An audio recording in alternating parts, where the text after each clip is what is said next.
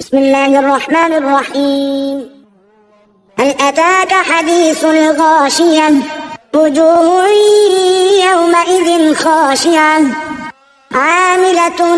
ناصبة تصلى نارا حامية تسقى من عين آنية ليس لهم طعام إلا من ضريع لا يسمن ولا يغني من جوع وجوه يومئذ ناعمة لسعيها راضية في جنة عالية لا تسمع فيها لاغية فيها عين جارية فيها سرر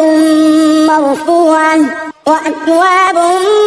موضوعة ونمارق مصفوفة وزرابي مبثوثة أفلا ينظرون إلى الإبل كيف خلقت وإلى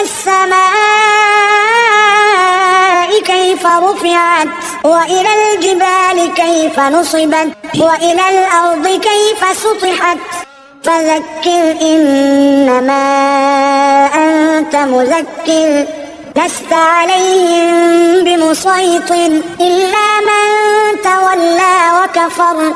فيعذبه الله العذاب الأكبر إن إلى